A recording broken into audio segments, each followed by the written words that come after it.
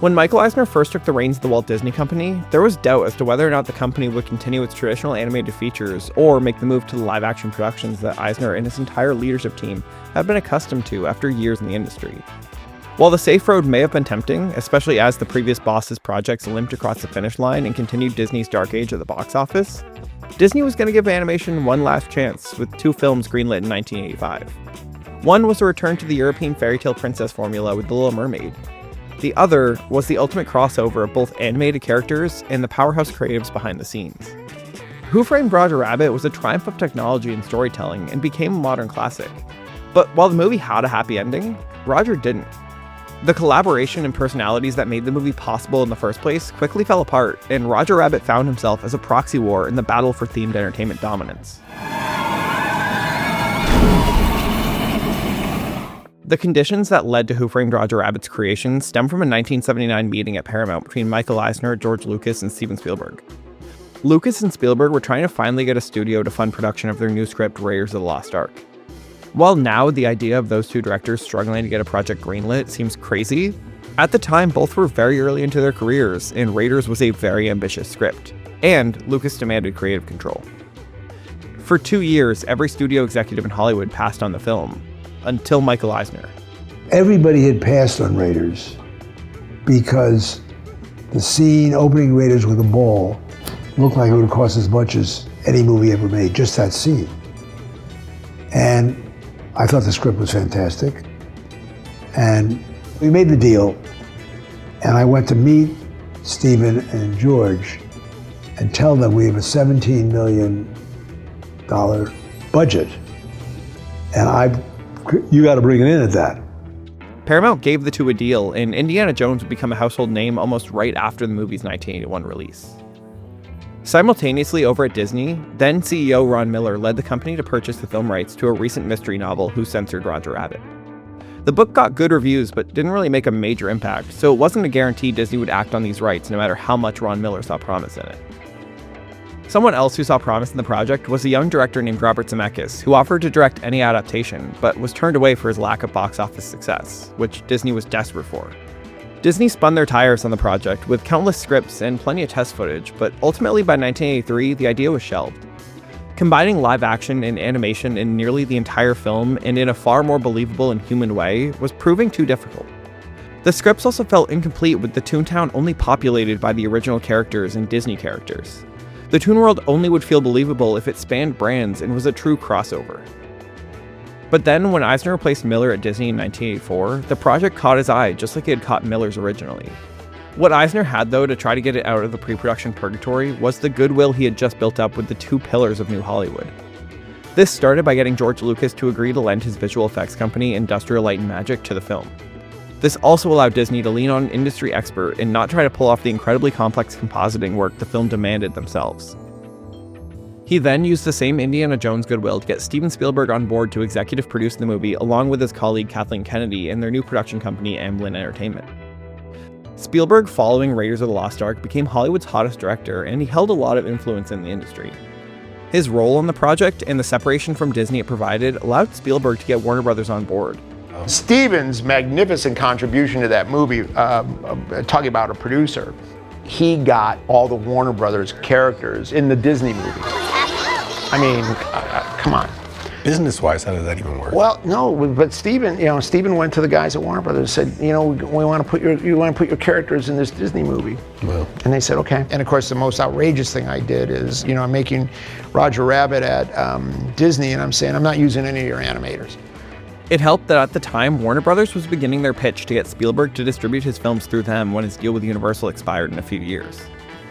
Because of this, for the first time ever, Mickey Mouse and Bugs Bunny, along with many other classic tunes, would be sharing the silver screen. You could get killed, huh? However, Spielberg had one more request for Eisner in exchange for his help laying the foundation for the film. And that was to heavily recommend his friend and mentee, Robert Zemeckis, the same one who Disney had turned down years prior, direct the film. This time around, though, Zemeckis had the chops.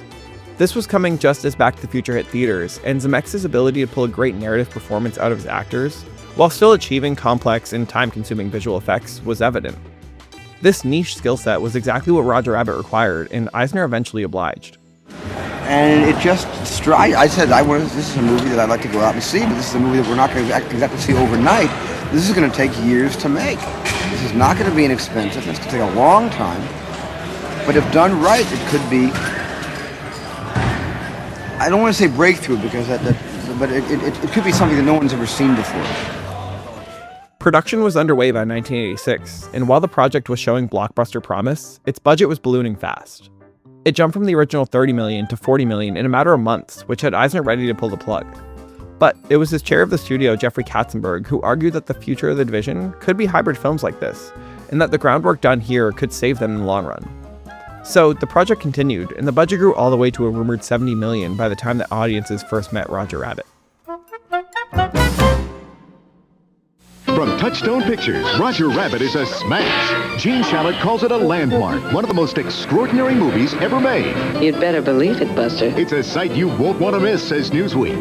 You'll want to see it a second time. 2 thumbs up rave Siskel and Ebert. 4 stars exclaims USA Today. Look, stars! Who Framed Roger Rabbit, the most highly acclaimed movie of the year. A Steven Spielberg presentation, a Robert Zemeckis film. Rated PG. Now playing at a theater near you. Check newspaper for showtimes. I think it's clear by now that this film had some of the most unimaginably complex production circumstances. The lawyers had to work overtime to even process the licenses and contracts involved with so much of Hollywood invested and intertwined into this one film. But it got off the ground because of genuine intentions and creative trust in everyone involved in bringing this movie to life.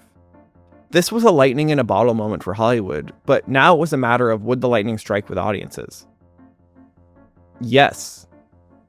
The movie was a hit across the board, earning back its $70 million budget nearly instantly. It would play in theaters for far longer than a standard run and end up becoming the second highest grossing film of 1988. Technologically, the movie was a marvel, and it reflected incredibly on everyone who was involved, but it especially helped Disney re-cement themselves at the forefront of animation, at a time when that was in question, even if they moved the film under their Touchstone banner. While many rightfully look back to The Little Mermaid as the start of the Disney Renaissance, Who Framed Roger Rabbit really set the stage for that movie's initial success. But the movie's biggest success may have been in pop culture. Despite concerns from Disney of the more adult nature of the film, specifically Jessica Rabbit, the movie managed to ride the line in such a way that it was a hit across generations. Merchandise was flying off the shelves, a fad dance emerged, and Roger Rabbit was everywhere. And I mean everywhere. In a lot of ways, he was more popular than the legacy characters that he shared the film with, because he was an amalgamation of all of them that felt fresh. This was a huge win for the entire industry that worked together to bring this risky project to life. Financially, it was also a huge win for both Disney and Amblin Entertainment, as ownership and profits were split 50-50 between the two. Obviously, with this level of success, discussions on how to build off the movie began. While this included new shorts and future feature-length movies, it also spanned a different side of Disney's business. At the time of the film's release, Disney's most profitable endeavor was their theme parks, and Michael Eisner was very interested in keeping it that way. He had just worked alongside George Lucas again to bring Star Wars to Disneyland in 1979 with the opening of Star Tours. The ride proved that non-Disney IP could work in the Disney parks, which in turn meant that Disney had extra incentive to shut down competitors. Simultaneously, and definitely not coincidentally, Disney began construction on a third park in Orlando called Disney MGM Studios. This park was largely in response to plans for Universal to build a dedicated studio theme park hybrid in Orlando to try and capitalize on Walt Disney World's success and build a Hollywood East. I go into a lot more detail on this in my video talking about the Michael Eisner domino effect, but what's important for this is that Disney supposedly took a lot from Universal's plans to try to keep them out of the market altogether. The construction of the park was happening alongside the production of Roger Rabbit, so inevitably references to it were prevalent in the studio tour and around the park. At Universal, though, they not only were trying to work around Disney beating them to the punch in Orlando, they were more importantly working to try to retain their star. Steven Spielberg had distributed his films through Universal for decades, but his deal with them was expiring shortly. And the Warner Brothers push that made it easy for him to bring Looney Tunes into Roger Rabbit scared Universal. So much so that even without the true funds to keep Spielberg with the company, they offered him a unique deal. Universal would give Spielberg a cut of every ticket and concession sale of their planned Orlando theme park, and he could also help shape the park's direction as the creative face of it. Yeah, a lot of the rides are interactive, and you get to go on them and be part of the experience. I thought of this line, ride the movies, which is what this is really all about. You come here and you ride on the movies. Spielberg took this deal and got far more involved in the project, determined to make it a success. So this put Lucas and Eisner on one side and Spielberg on the other of the impending theme park war, and right in the middle was Roger Rabbit.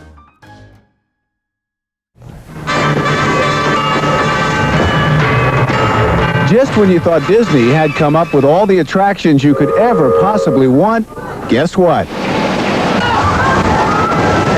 They're back. Disney has taken yet another institution, Hollywood, and turned it into yet another theme park. The $500 million, 135-acre Disney MGM Park will take you right into famous movie scenes, lets you participate in special effects shows, perform Indiana Jones stunts for you, and then tour backstage at Disney's working Florida studios. It's wonderful on its own. It's a full-day experience. It's in the Disney quality. Disney MGM Studios opened in May of 1989, and while the park was clearly less fleshed out than the Magic Kingdom and Epcot, it succeeded at being the first to the market. At the time, it wasn't clear if Universal was going to be able to offer something unique enough to draw guests out of the Disney bubble, with Disney essentially copying their original plans. With Spielberg's involvement, however, Universal shifted their plans to be more focused on traditional rides through hit movies instead of relying on entertainment productions. And while Universal Studios Florida had a notoriously disastrous opening, the concept differentiated itself from Disney's offerings well and would show enough early success to greenlight an expansion with a second gate by the end of the decade. At Disney, it was clear that MGM Studios needed more in the way of traditional rides, with productions not flocking to Orlando as expected. On the other coast, Disneyland was also looking to expand and give a more permanent home to their iconic characters. Both parks turned to Roger Rabbit as their solution. Hello? Where is everybody? Please, everybody, where are you? It's Roger Rabbit's first Christmas at Disneyland, and he can't wait to get into everything. That's me! Wow! He's the star of our parade and our craziest Christmas show ever. My name in lights, I'm the star of my own show. Makeup!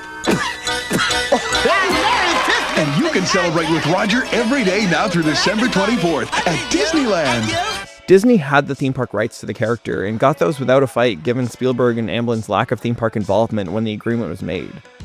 Roger Rabbit was a near-perfect solution to both coasts' unique problems. At Disneyland, they needed a land that could realistically be home to Mickey and his friends while also feeling new and fresh as Disneyland's first new land in decades. Roger Rabbit was the fresh face, and Toontown was already home to Mickey, so the fit was perfect. It also would let them double dip on the rides Imagineering was already planning for MGM. Over at MGM, Roger wasn't going to share his land. Roger Rabbit's Hollywood Land would take place in Maroon Studios from the film, and ironically be very much like the modern IP-based lands we see today. Maroon Studios would fit perfectly into the original theme of the working studio theme park. But even more importantly, it gave them something far more in line with what the Magic Kingdom offered to families and broke free from the reliance on actual productions. It also would critically give the new park a distinct mascot. While every Disney park is flooded with them, each park has its own specific lineup and typically one at the forefront of its marketing. The Magic Kingdom had Mickey Mouse, Epcot had Figment, and MGM Studios kinda had Mickey again, I guess, with Roger a close second. The new land would have put him at the forefront of the park and its brand. With this land already being viewed internally as a critical step for the future of the new park, ride plans were ambitious and predictably zany. The first of the three attractions would have been the Toontown Trolley, which was meant to be a simulator ride through Toontown alongside Roger, where obviously things don't go as planned and you're left careening through cartoons. The next ride was going to be Baby Herman's Runaway Baby Buggy. This would have been a far more traditional dark ride, taking inspiration from the first Roger Rabbit short, Tummy Trouble. Guests would ride in baby carriages while causing chaos and crashing through just about everything in the St. Nowhere Hospital. Then finally was the Benny the Cab ride, with guests taking a spin on Benny the Cab through the alleys and gag warehouse as Toon Patrol attempts to dip you and Roger. This ride would eventually be combined with some of the story beats from Baby Herman's Runaway Baby Buggy to create what we now know as Roger Rabbit's cartoon spin at Disneyland. This ride would also add in the unique element of guests being able to control their ride vehicle's spin, similar to a teacup while riding through. In fact, that's reportedly how Imagineers tested the idea. While these ride plans were moving fast, the shared ownership on both sides of the now heating up theme park war was straining the same relationships that made the movie possible. The 50-50 ownership meant that both sides had the power to veto new projects, and by extension, the future of the character. This worked briefly, resulting in 3 mostly animated shorts created using the character. These would show before new films the studios were trying to draw audiences to, but this resulted in conflict by just the second short. Amblin and Spielberg wanted the short to run before their summer release of Acrophobia, but Disney wanted it to run before their summer release of Dick Tracy. Disney ended up getting their way, and ironically both films would go on to flop regardless, but this disagreement would mark the end of the two parties playing nice with Roger in spite of them becoming direct competitors in the theme park space. The relationship between the parties deteriorated as both sides refused to agree on a long-term direction for the character, and Disney's continued success through their renaissance empowered them to leave Roger behind. But plans for Disneyland's Toontown were too far along at this point, and starting from scratch would still leave them with the problems of not having a dedicated home for Mickey in the park. So the concept shifted slightly to de-emphasize Roger a bit while still being a Toontown, just Mickey's Toontown. At Disneyland, you've seen Fantasyland, Frontierland, and Tomorrowland. Now here's a whole new land you've never seen before. Hey! Let me show you round. Take this crazy town.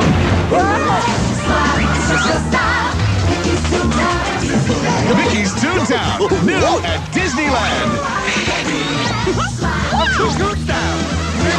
It's a brand new land at Disneyland. When the land opened in 1993, the emphasis was placed on the interactive playground and meet and greet settings for the Fab Five. This was partially from the ongoing issues with Roger Rabbit, but more likely a result of Cartoon Spin's delays in construction, resulting in it opening about a year after the land. When the ride did open, it treated guests to a unique spin on the Fantasyland Dark Ride formula, with scenes fleshed out at all angles since guests had control over which way they were looking. The Toon Chaos translated well to the ride, with the simple idea of avoiding being dipped alongside Roger Rabbit not requiring a knowledge of the film to understand. It was another great classic dark ride in Disneyland's collection, and served as the anchor to the new land. But over at Hollywood Studios, the conflict surrounding the character, and then followed by the financial failure of Euro Disney, put their Maroon Studios project on hold, and somewhat in its place would be Sunset Boulevard, with the Twilight Zone Tower of Terror being its anchor. Disney at the same time was working to try to fill the void that no Roger Rabbit at MGM Studios would leave with Kermit and the Muppets. This would have worked almost exactly as well as Roger, with the Muppets having their own in-universe studios, and thus a reason for being at the studio park, while still allowing traditional rides and appealing to all ages. But that project also came to an unexpected end with the passing of Jim Henson and the falling out that Eisner and the Henson family had following. Over in Japan, the Oriental Land Company liked what they saw at Disneyland and brought Toontown along with Roger Rabbit's Cartoon Spin to Tokyo Disneyland in 1996. But aside from that, the future of the Rabbit was unclear even just 8 years after the film's release.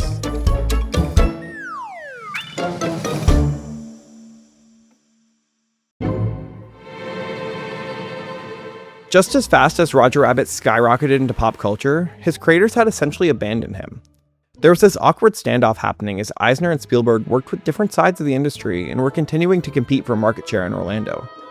It didn't help that this standoff was cooling down the excitement for the character, and the opportunity to strike while the iron was hot was fading fast. Throughout the 90s, different teams tried taking stabs at scripts and potential uses for Roger, and some even got close to bridging the gap between the sides, but ultimately, nothing worked. Because Disney didn't have full ownership of the character, they quickly dialed back the amount they used him in marketing, especially in relation to the parks. The same Rabbit who was standing alongside the Fab Five in 1990 was relegated to Easter eggs and occasional appearances. While he was supposed to be the face of Disney MGM Studios, it was that park's creation that created the cracks in the foundation for its existence. But in 1994, something happened that would essentially cement the end for Roger Rabbit. Jeffrey Katzenberg has garnered the lion's share of the credit for the studio's growth in annual revenues. The split reportedly came because Michael Eisner, chairman of the Walt Disney Company, refused to promote Katzenberg to the #2 corporate job, left vacant by the death of President Frank Wells in April. A Disney spokesman told NBR that Katzenberg didn't have the breadth of experience needed to run the company. Katzenberg said he doesn't know where he's going yet. Sony denied rumors he's heading there. Sources said Universal was a possibility should either of its top 2 executives retire next year. Jeffrey Katzenberg, who convinced Eisner not to pull the plug on the movie early in production, found himself essentially fired from Disney, even in the midst of an unprecedented series of hits for the studio. Eisner and Katzenberg's relationship had soured and eventually turned hostile, so after exiting Disney, Katzenberg went to Spielberg with the hopes of forming a new studio, and alongside other partners, DreamWorks was founded. So now not only were Spielberg and Eisner competing in the theme park space, but now he was working with Eisner's nemesis to directly compete with Disney at the box office. Any hopes that the two sides could put things aside and breathe new life into Roger Rabbit was gone.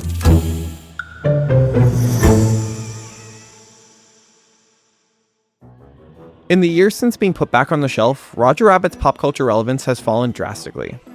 His appearances in the park slowly disappeared, and he became an incredibly rare character to see. In the early 2020s, Toontown at Disneyland underwent a major refresh to coincide with the addition of Mickey and Minnie's Runaway Railway.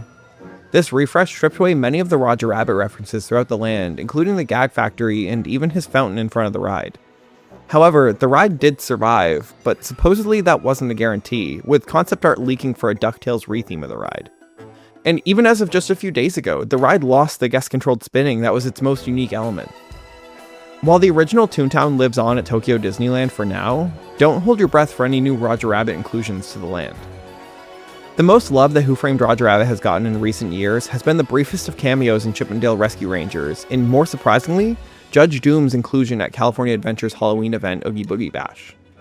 On the trail, he recreates the iconic scene where he dunks a cartoon shoe into the dip. This inclusion was a shock, especially as news broke that Gary Wolfe, the original author of Who Censored Roger Rabbit, was working to regain the rights to the characters back from Disney, which he would successfully do at the end of 2025. So, the future of Roger Rabbit is finally out of Disney and Spielberg's hands, but it's hard to imagine what the character could be without them involved. Who Framed Roger Rabbit was a monumental film that could have proved to be at the same level of other cultural touchstones like The Little Mermaid, E.T., and Back to the Future. In the film world, the movie is looked back on as one of the most impressive films ever made, and compositing techniques pioneered by it would set the stage for CGI we have today. The movie had all the momentum and potential to be a staple, but instead it became almost immediately wrapped up in the corporate standoff that dominated the Orlando theme park market in the 1990s. While this theme park war gave us the theme park landscape we enjoy today, it meant that Roger Rabbit got left behind. What was so close to becoming the face of Toontown and Disney MGM Studios ended up just being one ride in a land that tried to shy away from its original source material. So much so that the land got reimagined 20 years later, condemning Roger to just his ride. It's fascinating to look back at how so many industry titans had to work together to bring this film to life. And yet, somehow, it worked, and the movie ended up being even more impressive than expected. The movie could not have been made even just a year later, as Spielberg and Eisner quickly found themselves on opposite sides of multiple industries. The problems that led to Roger Rabbit's lack of long-term legacy weren't any fault of the character, the movie, or the creatives who worked to build that legacy. Roger Rabbit inadvertently found himself at the center of a proxy war between Eisner and Spielberg. While that was going on, the larger conflict grew from just theme parks into the broader entertainment industry as a whole. While Katzenberg saved the movie during production, his move from Disney and DreamWorks was the final nail in the coffin for the franchise's future. The story of Roger Rabbit is the story of how quickly entertainment industry relationships evolve. What starts with good intentions quickly becomes complicated and by the end adversarial. While money talks, emotions talk louder, and that led to both sides not falling for the allure of milking the franchise for more potential profits.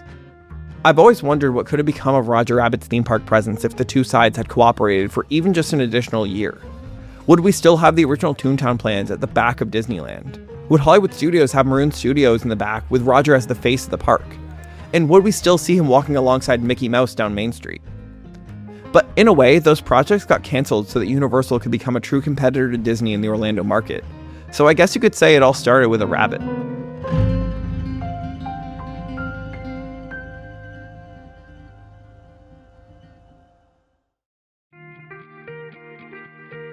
Thank you for watching.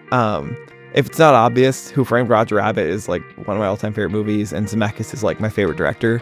So I've always wanted to talk about this, and I really just was trying to find a way to, show how the theme park industry really put a wrench in Roger Rabbit, and how the web that created this movie was just so complicated and so messy, and it just fell apart so fast. And really kind of how it impacted theme parks as a whole. So hopefully I did that well. If you like the video, hit like and subscribe. It really does help a ton. Otherwise, I will see you in the next one. Thanks again for watching.